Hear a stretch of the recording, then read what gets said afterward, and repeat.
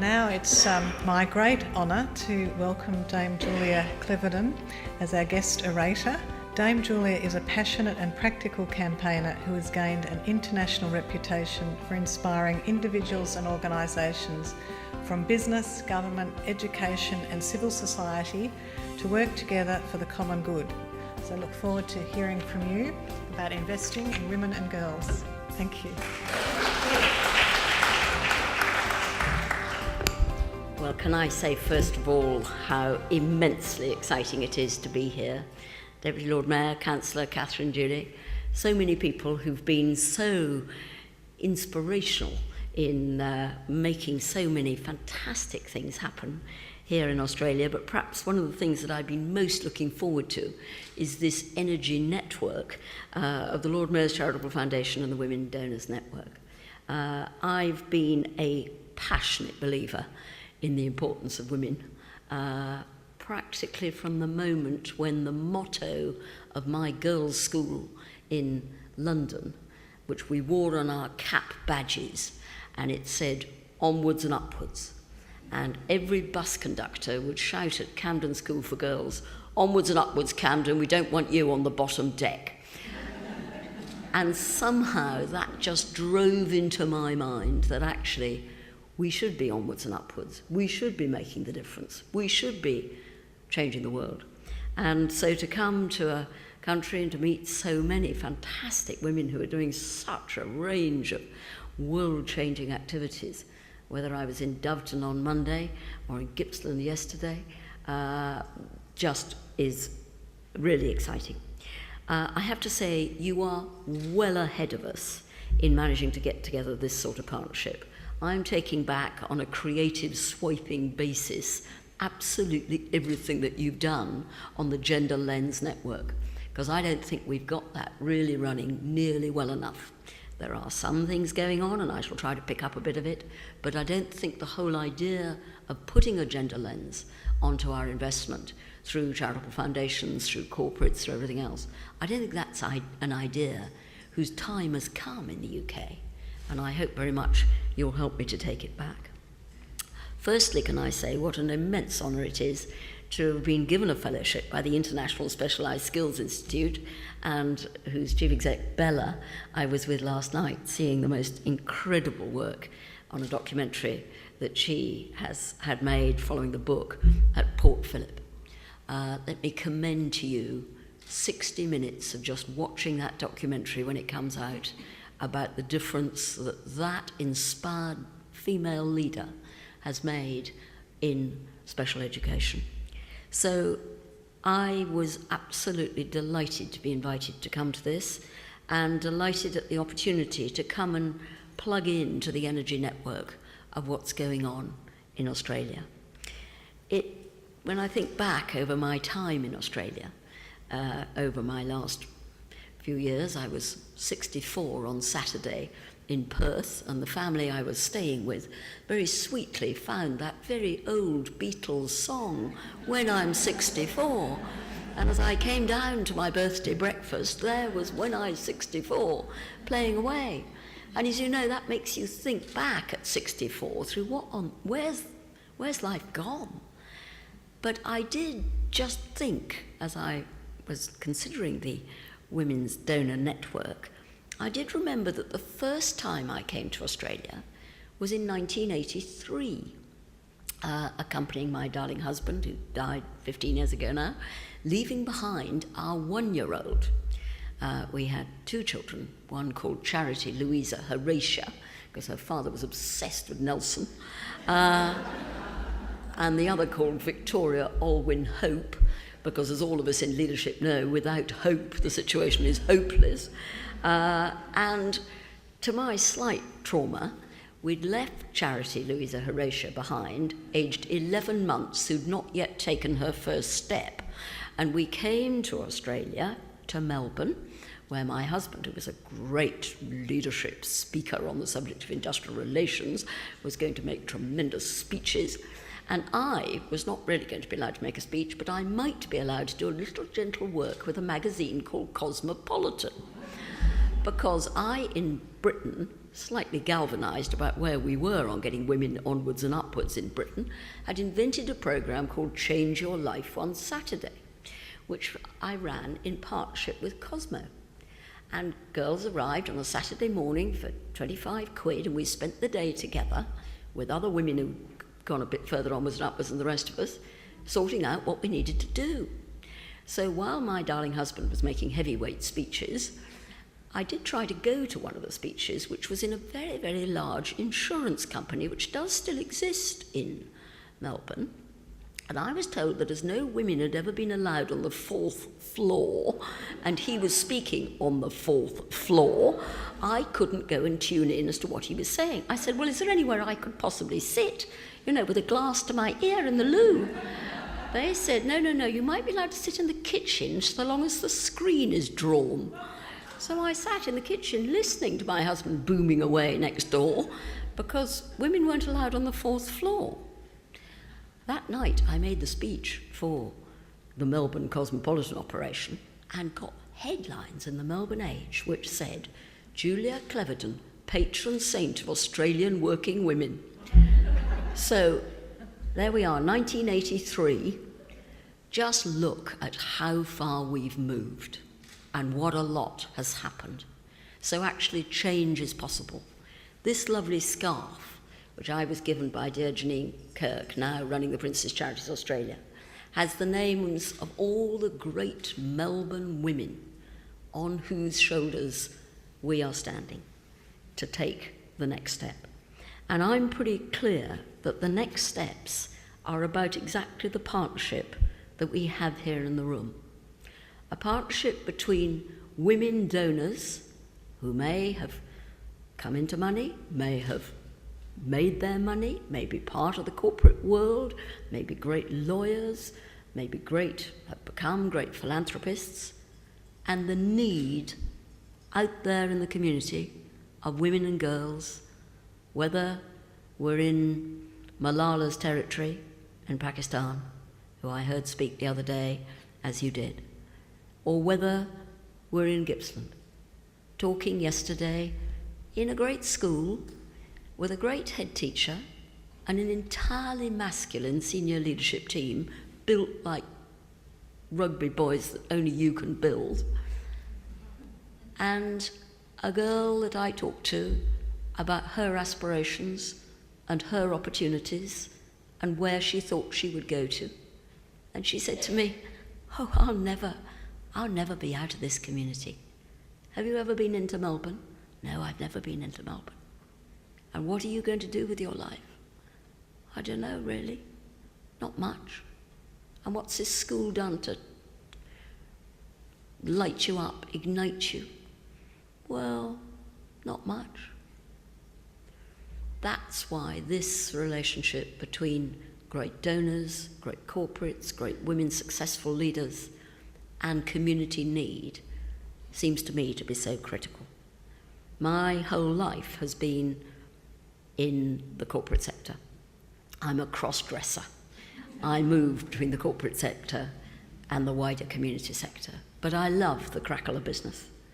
I went to Newnham College, Cambridge.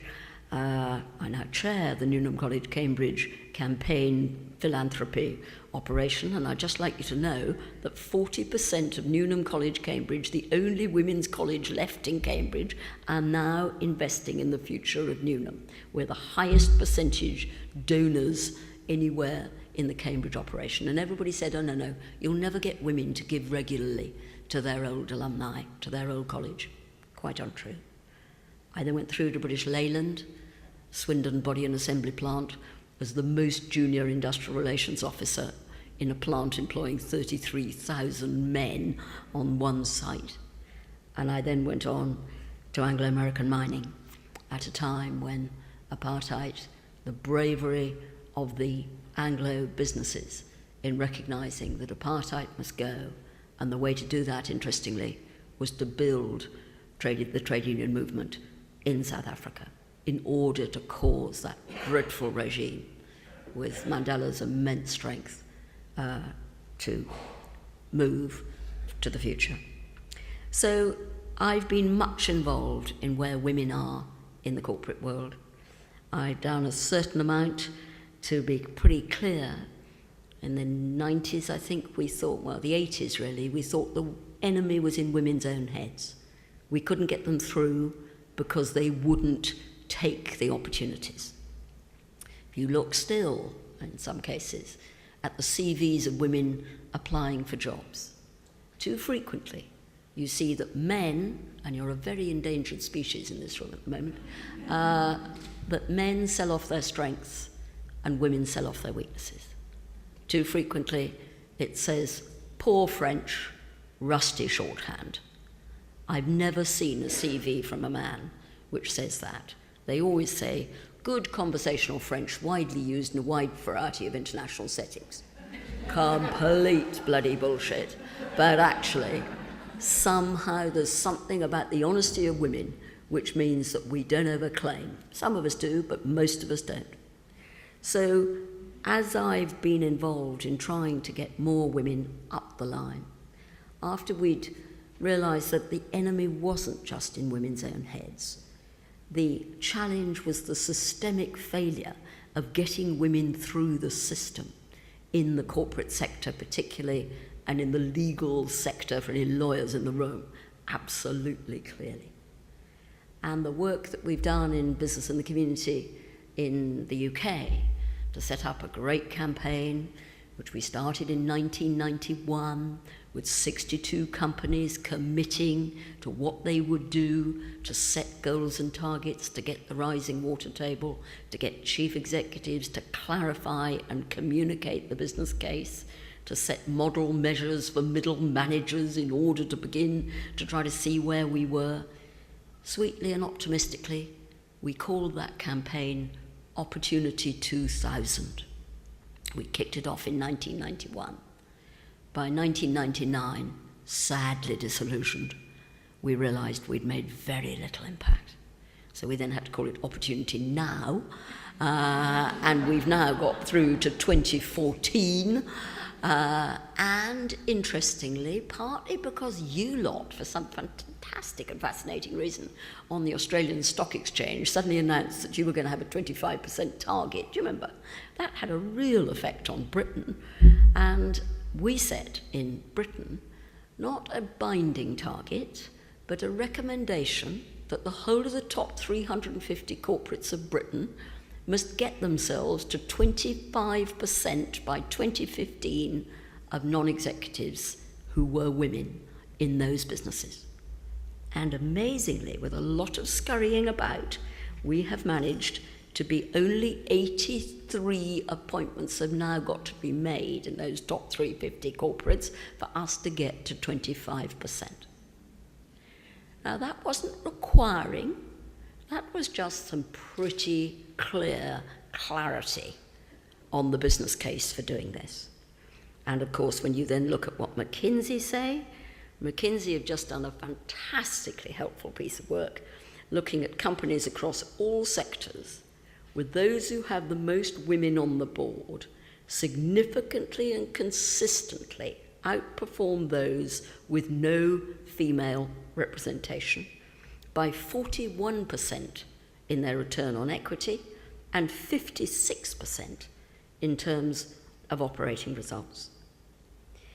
And it's that sort of combination between getting women's talent and ability through in Australia, just as we are struggling in the UK to make that difference, combined, I think, with the other part of this partnership in identifying not so much where we are on glass ceilings, but where we are on sticky floors. And sticky floors in the schools of Australia, particularly in the areas of the highest level of deprivation, poverty, refugees, looking in Doveton on Monday at the incredible work going on there in seeing 15 Afghanistan mothers, passionate. I believe that most mothers are passionate about their kids. Those Afghanistan mothers, refugees in some of the toughest bits of Melbourne, with the sort of facilities and opportunities that they had now got in that incredible integrated school. Funded, backed by philanthropy, Julius Coleman and his team, with a great head teacher.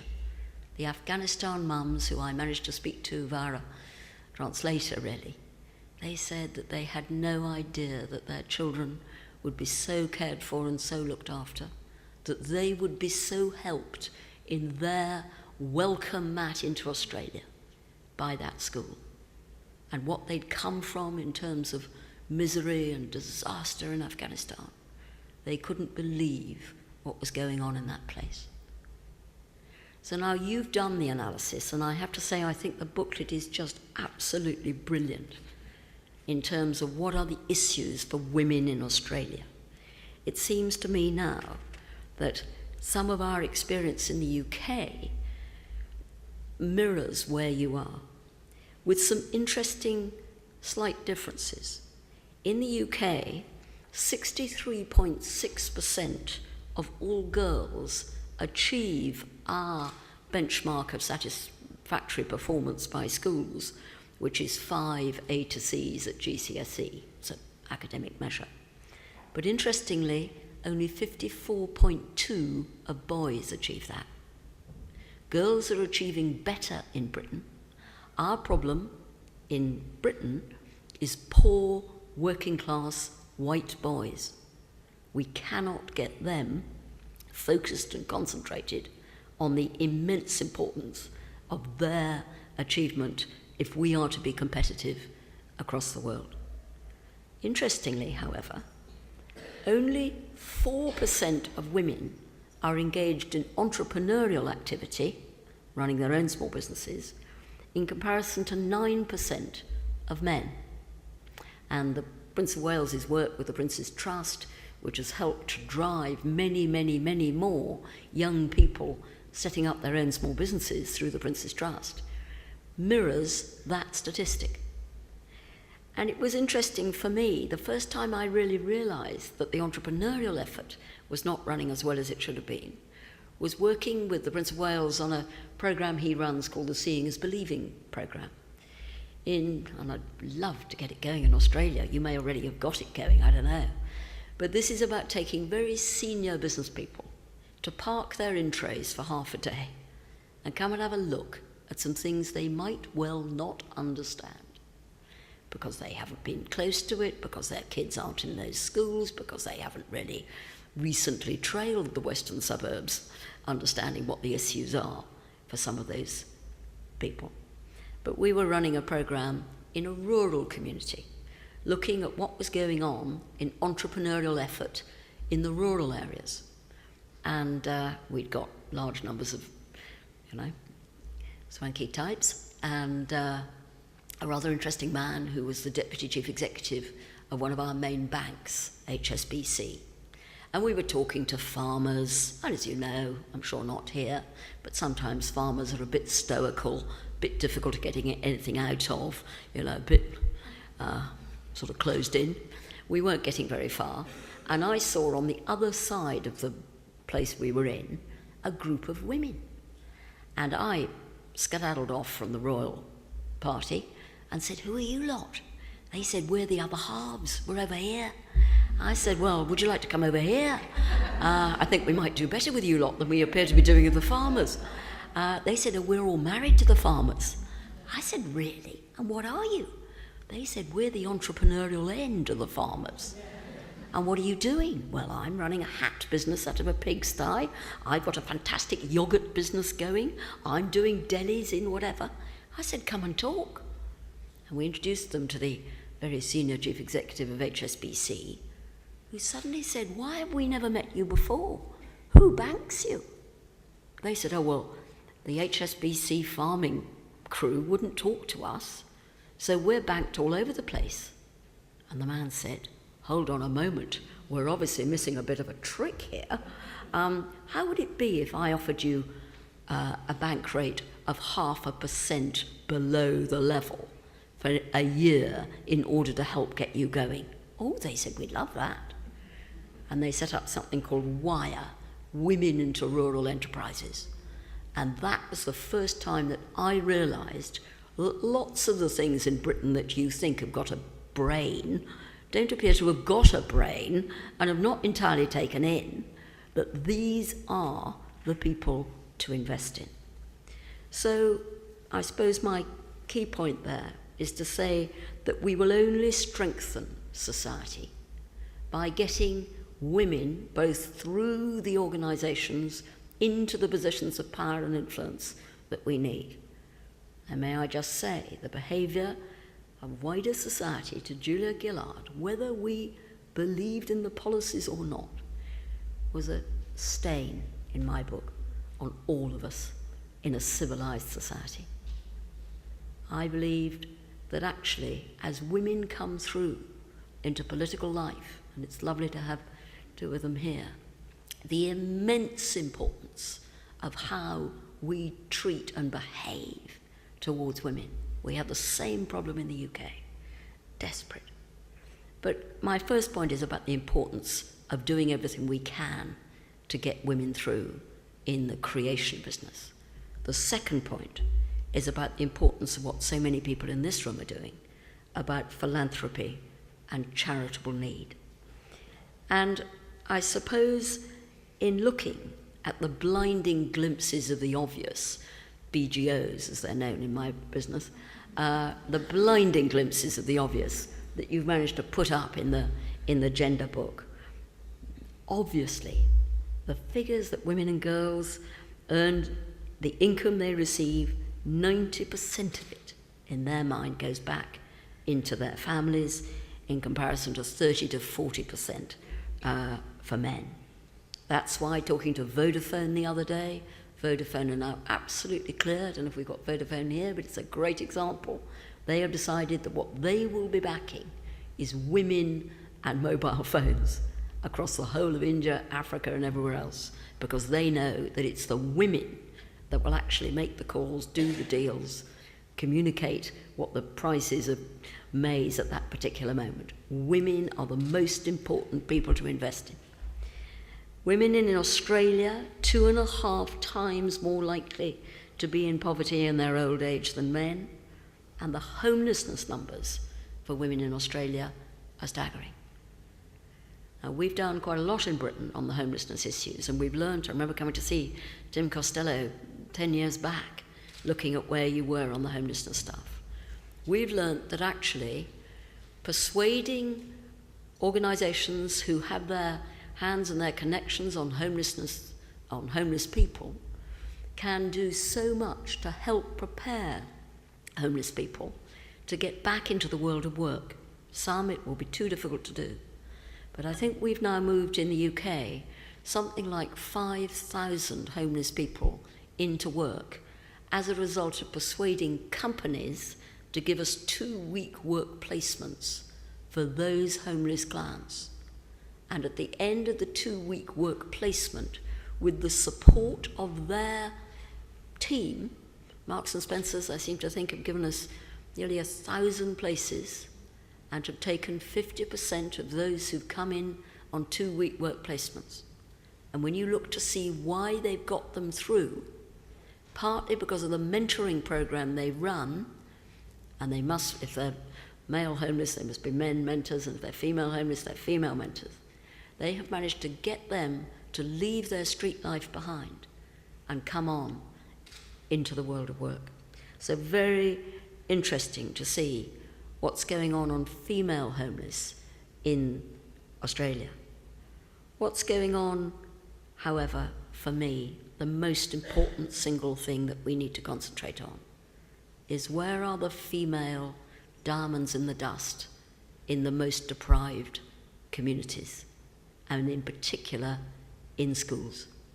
I would be absolutely in agreement with the Skoll priorities, that it is in fact about what happens in schools for girls which can transform their life chances and their education and their next steps. That is where we must focus more effort. Now, the concentration that we've made in the UK, which I know, because I've been with them this morning, is also something that Australia is really now focusing on is how do we raise the quality of education, the quality of teachers, and the quality of the inspirational leadership that we need in the schools which serve the most deprived communities.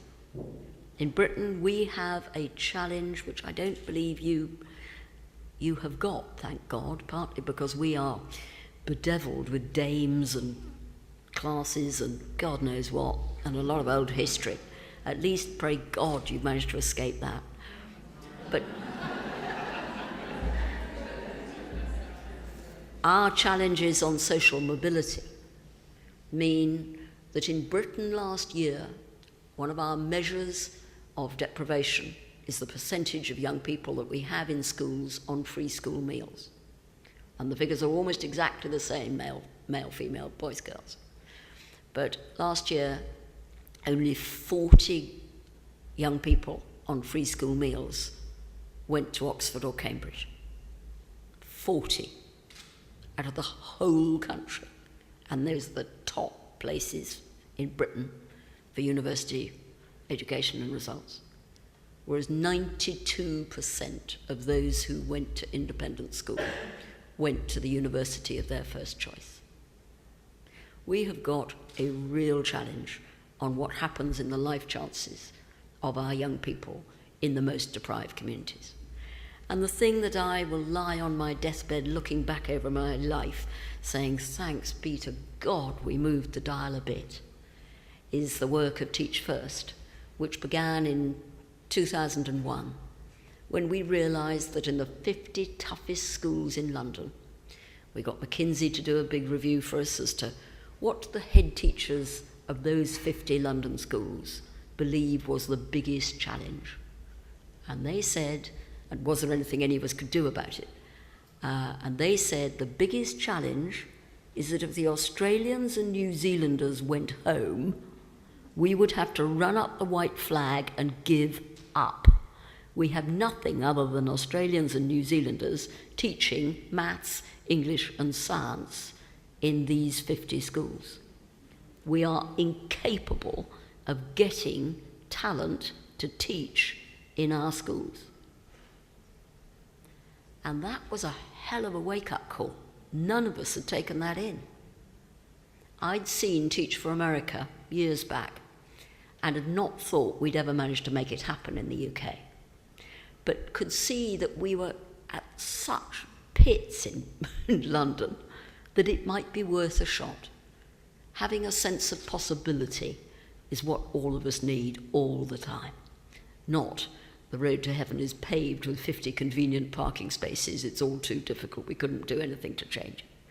So girding our loins and with the immense help of some great philanthropists and some great corporates, we said, could we persuade very clever graduates who've never thought of going into teaching to come and tackle educational disadvantage in those schools? There are 690 schools in the UK that by and large serve the poorest communities. And over the last 10 years, to my immense amazement, we have managed now to become the largest graduate recruiter in Britain. Nobody recruits more graduates than Teach First. We have changed the attitude of very clever graduates towards teaching in the toughest schools. So this year, 1,500 graduates will go in to teach. They will have to do 2 years. 60% of them will stay on to go on teaching. 140 of them are now deputy principals. 10 of them are head teachers. There are 5 female head teachers, 5 male head teachers. I keep a very firm eye on the gender lens. And I believe when one's looking at how does one best get to tackle the life chances of girls and women, I believe, of course, what Doveton is doing in the wraparound of the early years for those children is outstanding and needs to be replicated. But I believe that what the opportunities are to get Teach for Australia, with the help of so many in this room, whether as coaches to young teachers or whether as business partners through the schools network, to great schools. I've got 2 schools for you who are screaming for business partners. Great female heads. I was with them yesterday.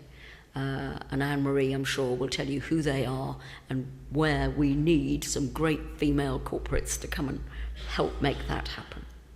For me, as Malala said, there isn't anything more important than tackling how diamonds in the dust in the schools of Australia get through to achieve what they could achieve.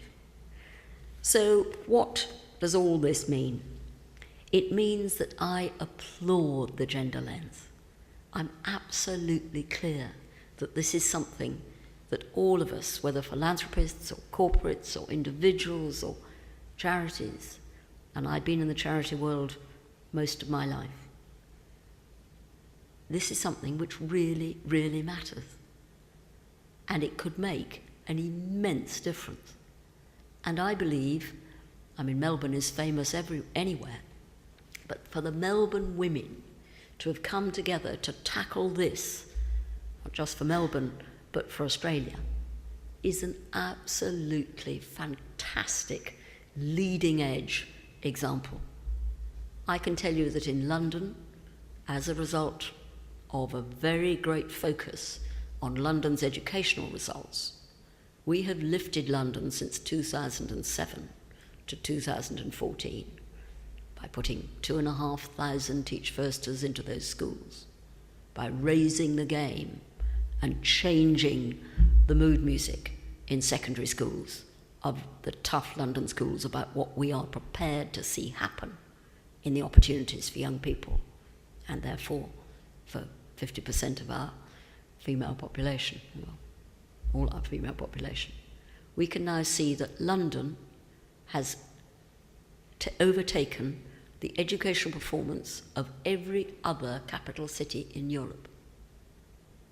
Now that happened as a result of a focused drive by a partnership between the government, between the charitable sector, between great principals of great schools and great corporates.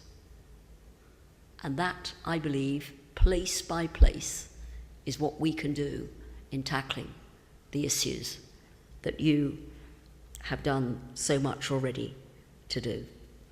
So whether in my life I look back over the fun, when she said, one of the Times 50 most important women in Britain, all I can tell you is that if you have 2 daughters, one of whom is now an accident and emergency nurse in Plymouth, and the other of whom is the youngest detective inspector in the Metropolitan Police, very, very frightening, age 28, in charge of 70 detectives. But when they heard that I was one of the 50 most influential women in Britain, they found an appalling picture of me wearing a pair of gardening trousers that should have been thrown away a very long time ago, put it up on the fridge and said, in a great thought bubble, has anybody any concept of how appalling it is actually to have to live with one of the 50 most influential women in Britain? So, however maddening we can at times be, I think all of us need to hold on to some female heroines. Who are the women that we know have achieved things with a sense of possibility over and above what any of the rest of us can achieve? And I think of Bella and what she's achieved for special needs, for young people of immensely difficult lives and their parents in Port Phillip. I think of Fran and Amanda in Burnley, in Lancashire Milltown, in the northwest in Britain, where an incredible duo of women have managed to turn around an entire housing estate by being the community entrepreneurs who actually say, we're not having that sort of behaviour on this housing estate. We're now going to run an incredibly energetic, and God knows how they do it.